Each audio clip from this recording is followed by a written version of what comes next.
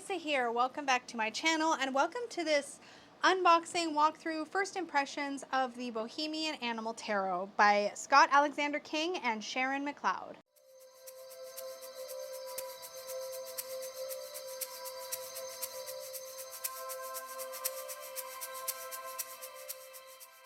So this is officially the deck that I bought because of helping you say yes to the deck. This purchase was actually inspired by Wesley, who was on one of our first episodes.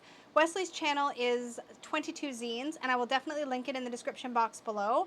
I am also going to link Wesley's two-part, very in-depth walkthrough of this deck. I'm going to do my own first impressions walkthrough because it's part of my bonding experience, but Wesley did an amazing job on the walkthrough of this particular deck. And it was really Wesley's enthusiasm that had me wanting to scoop this up for my very own. So the Bohemian Animal Tarot comes in this really, really nice boxed set. It is a Rockpool Publishing deck, and I am really excited. In fact, I had to move up the filming of this walkthrough ahead of when I thought I was going to film it, because I couldn't wait to work with it. I was just like, well, I guess we're doing this now. So this is a really nice, like, sort of magnetic flap open box.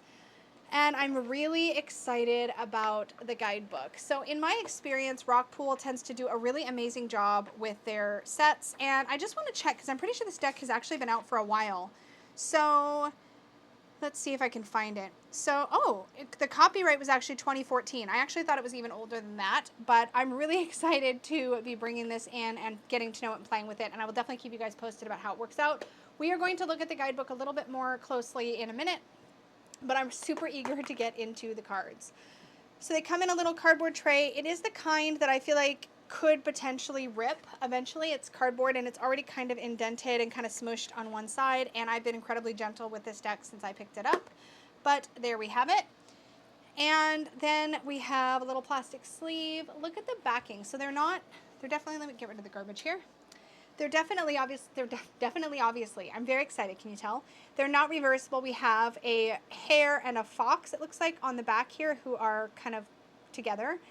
They have a really cute kind of parchment look to the backing, and these cards are gilded. I have already noticed a couple little flakes of gilding on my fingers from just taking this out of the packaging.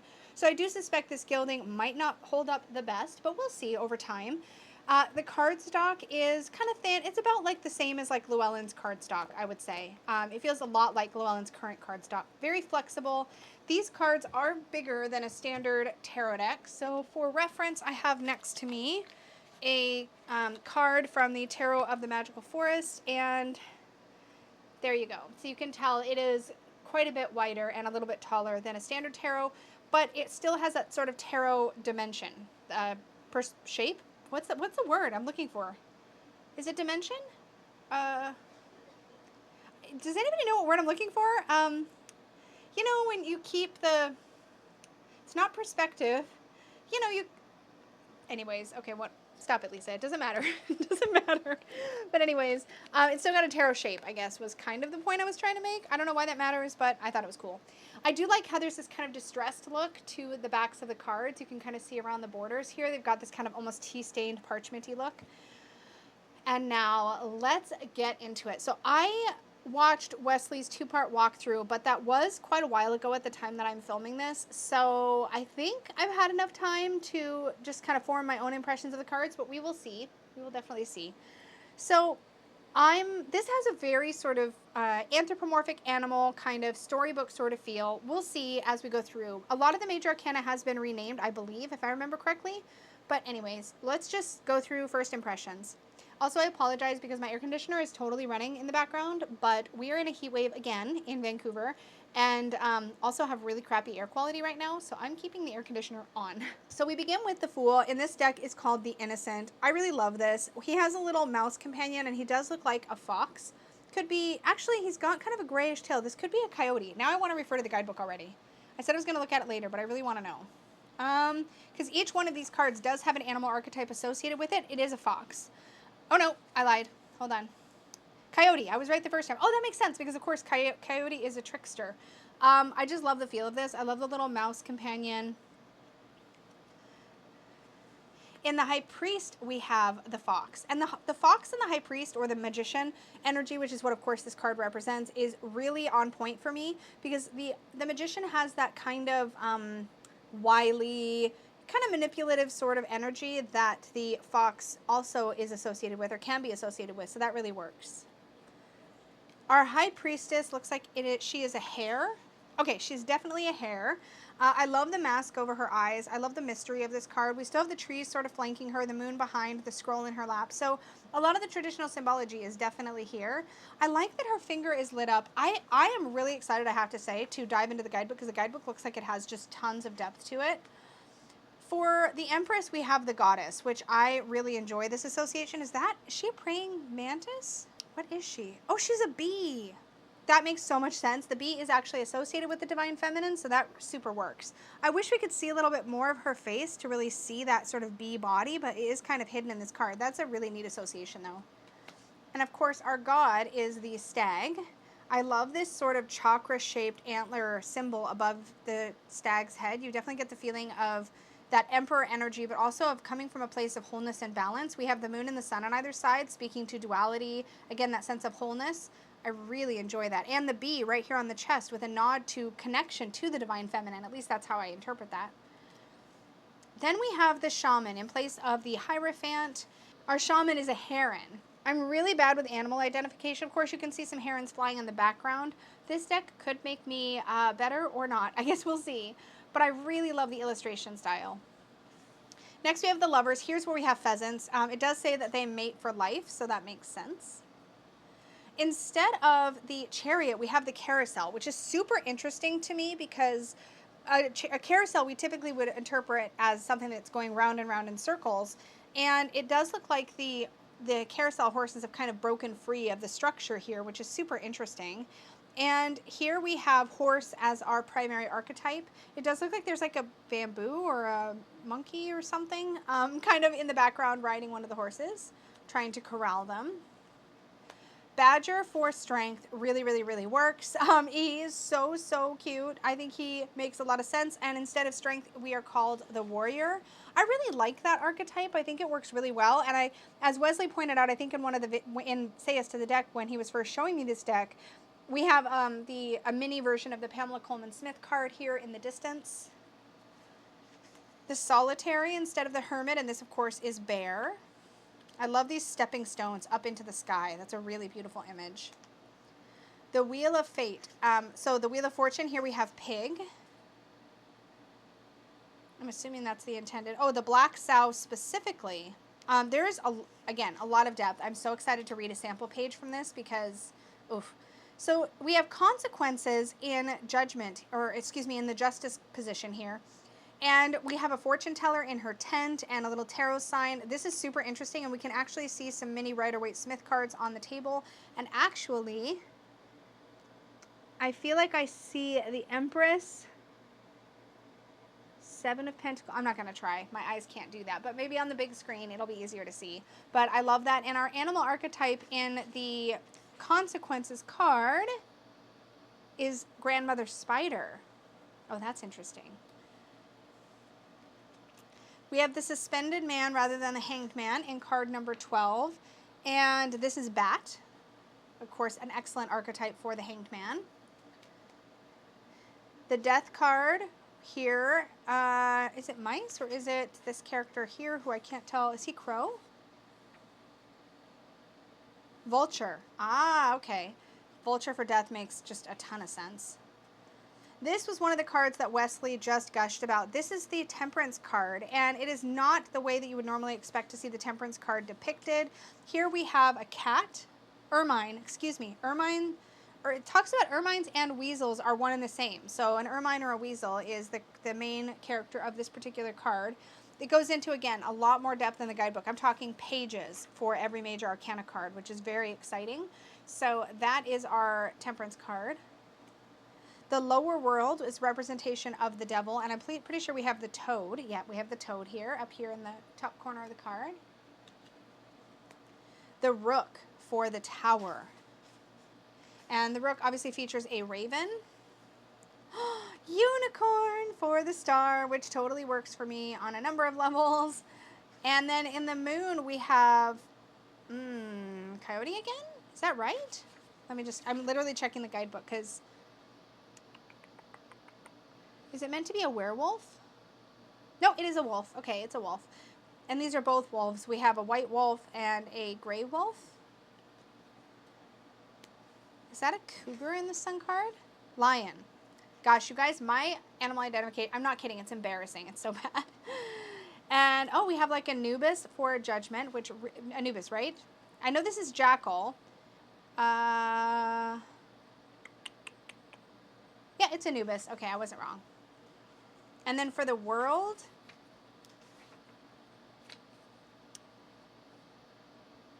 oh, it's turtle. Oh, of course. Oh, okay. Oh, and then we also have the universe. That's interesting. I don't know what animal this is. I'm going to have to highlight. I'm going to have to go through and highlight the main animal in each card. Ibis. The head of an ibis. Okay. Oh, and there's another extra card, the afterlife, and that is a baboon? Baboon, yay, okay, I did it. And we're into the wands now. So those are the majors. Now we have the Ace of Fire. I do like that the suits are renamed to the elements. I'm assuming that's the same throughout. Yeah, it looks like it's going to be. I do like consistency. If they're going to rename them, I like it when they're all the same. So here we have a cobra and a tiger for the Two of Wands, or Two of Fire. Kangaroo for the Three of Fire. Oh, now I can't refer to the book easily because it's in a different order. So I'm going to set that aside. I'm just going to do my best. Some raccoons for the Four of Fire. Ostriches, I think, in the Five of Fire. I just find this illustration style so cute. We have lions again for the Six of Fire, but here we of course have a male lion. A pig for the Seven of Fire. I know what that is. Is it a gazelle? Yeah, that makes sense. A gazelle for the Eight of Fire, of course, for the Eight of Wands where we've got all that speed. I'm not sure. In the Nine of... Oh, it's an ant, right? Wait, this is an ant. I have to know. I have to know. I'm clearly not good with suspense. The ant. It is an ant. That is an ant face. It does look a little fuzzy, but I can see it. And then the Ten of Fire is, of course, our elephant. In the page, gosh, I really want to refer to the guidebook because I want to know. Why is the court going backwards? Okay. Oh, wait, that's the Page of Water. Where's the Page of Fire? Do we start with the court cards? Ah, there we go. Page of Fire, a meerkat. Knight of Fire is a goose. Queen of Fire is a dragon. I love that. And we did have unicorns already, and there was another mythological creature. King of Fire, is that an axolotl? That doesn't make sense. Is that an axolotl? Salamander. A salamander. That makes sense. Okay, that brings us to our air suit or our sword suit. We have the Ace of Air. And I do find that the scenes are very Rider-Waite-Smith here, but I love that there's just tons of depth in the guidebook. I'm really excited about it, actually. So the Two of Fire is, or excuse me, Two of Air. Let's find that in the guidebook so that I can follow along. This is a Wolverine. Ooh. Aww. That's a very Ten of Swords-y Three of Swords. That's pretty intense. And that is a rat. Aww. The Four of Air is the cat. And the Five of Air is a rooster. Or a chicken? Rooster or chicken? A hen. Okay, fine. A hen. I was in the right family. The Six of Air. Seriously, guys, go watch Wesley's walkthrough. It's so much better than mine. The Six of Air is another cat. It's another cat. I'm good with that. I don't mind extra cats. The Seven of Air is a wren. This is a seagull for the Eight of Air, right? Albatross. Okay. Are albatross and seagulls the same thing? They're not, right? They're not. Albatross are much bigger, right? It kind of looks seagull-y to me. I'm not going to lie, but you know. In our Nine of Air, there is so much in the guidebook. I'm not even kidding. The Nine of Air is a gecko. Oh, and I do like how often you have the sort of anthropomorphic animal in the foreground, and then somewhere in the surrounding environment, you often have nods to what the animal is by like just a regular version of that animal. Like here we have the albatross on top of the swords. Here you have the little wrens on top of the swords. You have little cat heads on top of the swords. Here we have, well, I guess there's not another hen anywhere on this image, but you get the idea. Like often there is another one somewhere, so you can kind of identify what you're looking at, which I really appreciate, especially for someone like me that does struggle a little more with animal identification. So I really appreciate that you've got the little gecko up there on the swords. That was the point of that. Oh gosh, that's intense. Okay, so the 10 of air, it's a very violent 10 of air with the sword where it is up here at the top.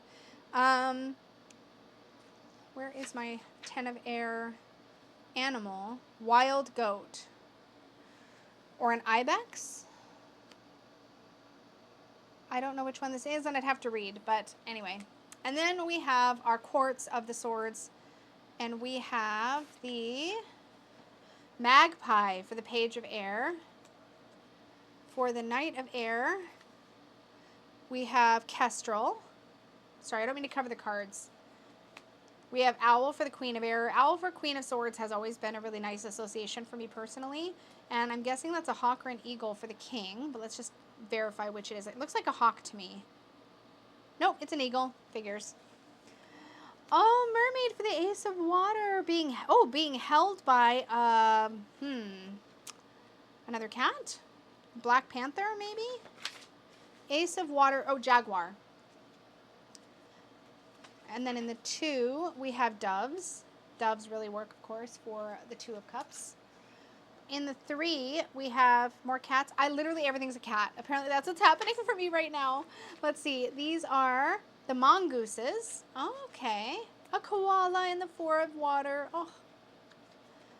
In the 5, is this another weaselly thing? This is, yep, a weasel. In the 6, are these beavers? Otters? Otters. Otters' faces and beavers' faces to me look very similar, and I couldn't tell right away with the tails. I should have been able to, but I can't. See previous note about animal identification. Dragonflies in the 7 of water. There's so much magic to the dragonfly. This totally works for this association, I think. A bluebird, I think, for the 8 of water. Yep, bluebird. Knowing me, I would guess. Elk. I was going to guess wrong. Turkey. Turkey, right? For the 10 of water? Wild turkey. The page of water is a dolphin. That is so perfect. The playful energy is spot on.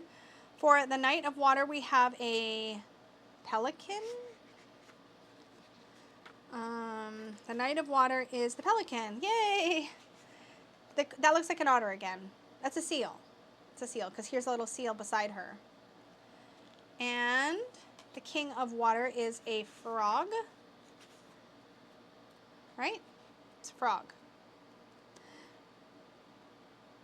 The frog. Okay. So somebody recently helped me with this. So frogs are water. Oh no, that's turtle and tortoise. So turtles are water-based, tortoises are land-based or something. Guys, this video is so ridiculous. I'm still making it because I wanted to. I wanted to kind of squee. So here we have the ace of earth. That looks like a bull to me, and it's really powerful. Let's see. Yep, that's a bull. In the 2, butterfly. Butterfly. In the 3, we have a red-breasted robin, I'm assuming. I do know robins. I tend to befriend robins. And then we have a bunny, as opposed to a hare. I mean, are they the same? They're the same. Rabbit, excuse me. I guess rabbit is the technical term, not bunny. An armadillo for the 5. Is that right? Yep, armadillo. A sheep or a ram for the 6 of earth. I'm going to be so reliant on the guidebook for this one. I'm okay with it, though. Oh, that's the 7. Hold on. Ram. Okay, that's definitely the ram. 8 will be mouse. Yes. That's 7, not 8. I can't count. That was the 6. Yeah. Okay, 7 is the mouse. 8 is a beaver. I can definitely tell the tail difference. And that makes so much sense for the 8 of pentacles, doesn't it? And then for the 9, we have a squirrel. This also makes sense because, of course, and I wonder if it's going to talk about that in the guidebook, but the idea that they store their food and then they have bounty to enjoy later, it just really works for me. And then we have the 10 of earth where we have cows, question mark? White buffalo. It talks about white buffalo calf woman here, so that must be who we see represented. Dog for page of earth is so spot on. Rooster for the night of earth. That's interesting. I wonder what the book has to say. The rooster has long represented the sun, cheerfully heralding its rebirth each morning, and as such it is also a bird of prophecy.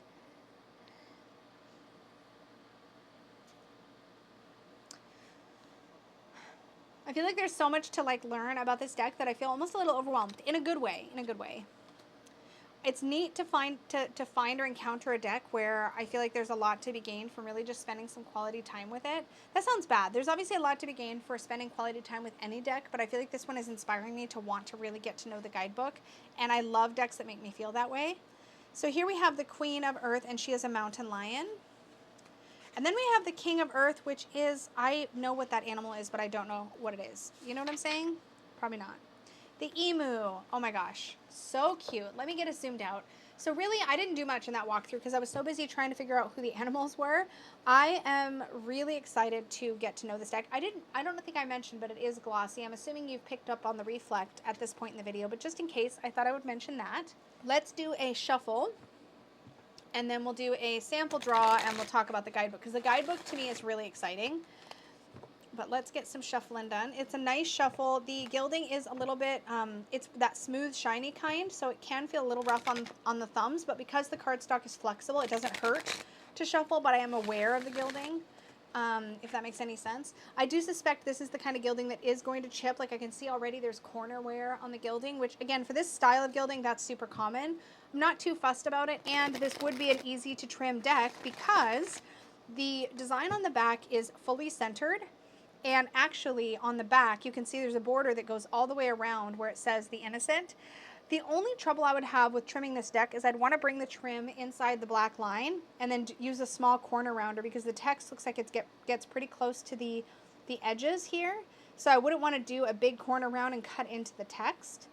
So it might be a challenging trim in that way, but I could trim it if down the road the gilding annoyed me. I don't have any desire to do that right out of the gate, but I haven't been trimming a lot lately because my dog doesn't like me using my trimmer. So I think she's kind of over it now, but I haven't really tested it, so giving it a little time. It's been nice to kind of slow down on modification though and just kind of enjoy my decks as they come and then decide if I really want to trim them. It has certainly helped with any impulsiveness, so that's been good. All right, one last shuffle. I don't know why, I'm just shuffling. All right, let's see what we have here. 2 of air, and this was the, I already forgot. I remember, it's like right on the tip of my tongue. I hate that. Okay, so let's take a look at the guidebook. It is a really nice size guidebook with, like I said, tons and tons of depth. But let's take a peek. So let's start with the table of contents. Here we have an introduction to the animal symbolism as well as Bohemian. Now this is called the Bohemian Animal Tarot, so I'm glad that they're going to kind of explain the perspective there. The major arcana is noted here in the table of contents, as is the minor arcana. It does talk about the 4 directions and their corresponding elemental energies, interpreting the minor arcana, and specifically the Bohemian Animal Tarot's minor arcana. There is a Celtic cross spread noted on page 21, which I'll want to take a look at. And then we have the Bohemian Animal, I'm confused. So then we have oh, I see, so it's talking, yeah, we've got the Bohemian Animal Tarot's major arcana and then the Bohemian Animal Tarot, the major arcana. So what's the difference? Let's just go to page 13 and see what the heck. Actually, let's just page through. Anyway, let's see. So there's the preface, acknowledgements, introduction. Here's a bit on animal symbolism and Bohemia. Ah, here we go. So this is what was originally on the table of contents. It's a quick reference guide. I could have had just this page open. I just realized that would have been really useful. I didn't know this was here. But you can basically just have a quick reference guide for which animal companion is in which card. This is super handy. I'm going to want to put a flag on this page so I can easily reference it in the future. So yeah, actually I think it looks like unicorn and dragon were the only mythological creatures in here. And then we have a breakdown of the minor arcana, including the elemental energies. This is super useful. And again, we have a list of the Bohemian Animal Tarot's associations for each of the 4 suits, and the bolded ones are the court cards, so that's really easy to identify which is which. So in general, it sounds like for our minor arcana that the suit of air is focusing on birds. I guess maybe not. It says sylphs, birds, yellow. And then in fire, in the suit of fire, we have salamanders, serpents, but there is a mix. I think it's just giving us the elemental associations. Water talks about fishes and undines, and then in earth it talks about gnomes, beasts. That makes sense. Okay. A bit about reading the tarot. Then we have the Bohemian Animals interpretation of a Celtic cross, which I will definitely be digging into. And then we get into our actual card interpretations. Now here's where it's really exciting. So here's our first card, which is the Fool. And look at how much information. And this is not a small guidebook. So you get, for the Fool, you have 2 full pages. You have a section in the beginning on the animal archetype. So how does Coyote represent the Fool energy? And that's what it's talking about here. Then you have a card description, which goes into the detail about what you're seeing in the artwork. This is amazing. Then you have some information on the Innocence Quest. So I'm guessing it's going to address throughout the majors. Let's just make sure. Yeah, the Innocence Quest. So that's like your Fool's journey. So it's talking about how this card falls into the journey of the Fool, or in this case, the innocent. Then you have keywords. Then you have a divinatory meaning, which is not at all skimpy. And that's what we have through the majors. So you have that. For every major arcana, we have these 2 full pages. In some cases, it even goes over 2 full pages. Just depends. So like here, for example, you can see there's quite a bit of information on the stag and the horned one as the animal archetype. So we get almost 3 full pages on the emperor, and so forth and so on. So you really get a lot of meaty information. But then when you get into the minor arcana, and let's actually just go to our 2 of air here, there's a weird order. So at the beginning of every suit, it actually starts with the king. So it starts with the king, goes to the queen, then the knight, then the page, and then it starts at the ace. So that's kind of interesting and a little bit different from what I'm used to as far as the organization of the guidebook, but it's no big deal, and I will definitely adjust. So then we have our 2 of air, and here we get keywords, the animal archetype, the card description, and then we get information about the numbered cards, in this case the 2s, and then the divinatory meaning.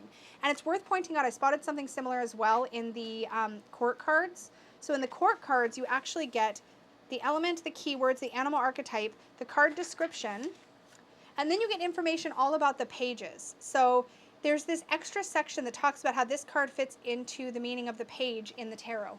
This has got a lot of information, and I think it would make a really amazing deck for beginners because it seems very, very thorough. It also does seem to follow the Rider-Waite-Smith system pretty clearly, or pretty closely. Let's take a look at what the guidebook has to say about the 2 of air. So keywords: hostility, stagnation, evasion, impasse, and crossroads. Those are all really great keywords. The animal archetype. According to legend, yes, Wolverine. The Wolverine's black face marks it as a preparer of food for other animals, like the bear. It must display insatiable qualities in order to survive. Wolverine warns us to take what we need and prepare well for the future. She invites us to explore the wilderness, to spend time alone, and to journey deep within the sacred self. In doing so, we may find the space to address our fears and heal ourselves. Wolverine supports the simple truth that if you do not know yourself, then no one else will ever truly know you, and she endorses taking emotional risks that will allow others to get to know your true heart. She assures us that it's never too late to welcome love back into your life. Now, just that paragraph alone, speaking about the animal archetype, gives you an awful lot to think about with regard to the 2 of Swords and what it means. But look, there's so much more. So the next section is the card description, and here it says, the 2 of air depicts a Wolverine wearing white robes that shows an image of a Wolverine in the mountainous wilderness. So the actual robe at the hem of it here has a scene of a Wolverine in the wilderness. How cool is that? Oops. So then it says she is it's in the mountainous wilderness it naturally inhabits. She's holding a sword in each hand, her arms crossed as if in turmoil as to which direction she should take. The sword sits balanced, implying a stable and still mind, but the fact that they are crossed suggests she is confused as to what she should do. Their position can also indicate that a ceasefire of some sort is needed or yearned for, and that resolution in its truest form will only be realized intellectually. Traditionally, this card depicts a blindfolded woman, and while the Wolverine isn't blindfolded, she does wear a mask of fur that's obviously darker than the rest of her fur. Her mask, like the blindfold, hints at the fact that she is unable to see the problem at hand, nor a possible solution with any true clarity. The sea behind her is pitted with sharp, jagged rocks, which promise to hinder the progress of any boats that need to pass her way, while the crescent moon promises a chance to start over once a viable outcome is decided upon. So again, we have a lot of information, enough information in just that paragraph to understand the meaning of the card. And it goes on from there. The numbered cards, the twos. So it says 2 is the number of duality, increase, and marriage. It unites the opposites that are equal, the feminine and the masculine, the dark and the light, night and day, and the negative and the positive. The twos remind us that sacred difference is what usually brings balance to a situation. Some say the twos are closely linked to the energies of the high priestess, mainly because they speak of duality and that awkward moment spent worrying before a choice is made, trying to do more than one thing at a time, listening to your inner voice, or trusting your intuition. They offer grounding, choice, and direction when confusion would normally rule the mind. Again, tons of info. And finally, we have our divinatory meaning. And I already feel like I've gotten so much. Refusal to allow yourself to feel, denial, not admitting to yourself how you truly feel about an issue, blocked emotions, keeping others at a distance, hiding how you feel, swallowing hard to hold back emotions, denying grief. This is all a list of what it could mean. Oh my gosh.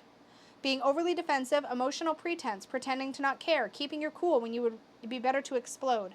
Avoidance, refusal to see the truth, laughing to hide your true feelings, denying the signs that something is wrong, ignoring what you know to be the facts, pretending something is not happening when everyone else can see that it is, turning a deaf ear, turning a blind eye, pretending not to see what is really happening, ignoring an unpleasant situation, choosing not to know, standing at a crossroad, reaching a stalemate, being too afraid to act, impasse, preferring to stay in a rut, refusal to act, refusal to decide, refusal to move forward, not wanting to cause trouble, sitting on the fence, putting up a barrier, rigidity, fear to make a move, keeping feelings under control, fending off help or support, feeling shut down, perceived powerlessness, unwilling to accept the truth about yourself or a current situation, not knowing what to feel, putting on a brave face, showing a false smile, inability to see the truth or acknowledge there is trouble, feeling cut off emotionally, a deadlocked situation. Holy crap. That's a lot. Now, a lot of those phrases did feel repetitive after a bit. I do feel like a lot of them are saying the same thing, but what's interesting about that, sorry for bashing my camera. What's interesting about that is that sometimes one way of wording something clicks for somebody better than another way of wording something. So a lot of these sounded the same, like ignoring what you know to be the facts or inability to see the truth or acknowledge there is trouble. Those to me feel very, very, very similar, but they have slightly different connotations. And when you're pulling cards for yourself and you're referring to the book, you've got all of these things that could potentially jump out at you intuitively to work with. That is a lot, particularly in a minor arcana. Like, it's incredible. It's really, really in-depth. So I am super, super excited to get to know this deck and play with it. Again, I feel like there's just a lot here to work with. I have already picked out a Peggy bag for this deck, and I'm excited to work with it. I'm going to work with it, I thought I was going to work with it for a week, but I'm kind of thinking I might end up working with it for more than that because I feel like there's just a lot of detail here to dive into. So I'm going to start working with it and we'll see how much time I end up spending with it. I'm just really excited to work with it. So we will see how we get along together, but I think it's going to be great. So this is, again, the Bohemian Animal Tarot. It is a mass market deck by Rockpool Publishing, written by Scott Alexander King and illustrated by Sharon McLeod. Thank you again so much for hanging out with me for this walkthrough and first impressions such as it was. I feel like the best thing for you to do next would be to go check out Wesley's video where he goes into incredible depth. There are two, I think they were around an hour-long videos going through the entire deck in great detail, Wesley's worked with this deck for a while, as I understand it, and I think you'll gain a lot from watching that video. But thank you so much for hanging out with me and coming along with me as I kind of took my first impressions little tour through the cards. I genuinely appreciate that. Please do click the like button if you enjoyed this video or you found value in it. Subscribe if you're new here for more walkthroughs, more deck talk, more tarot nerding out. And don't forget to click the little notification bell so you're notified of my future videos and live streams. Thank you again so much, and may your magic always shine from the inside out. Bye, guys.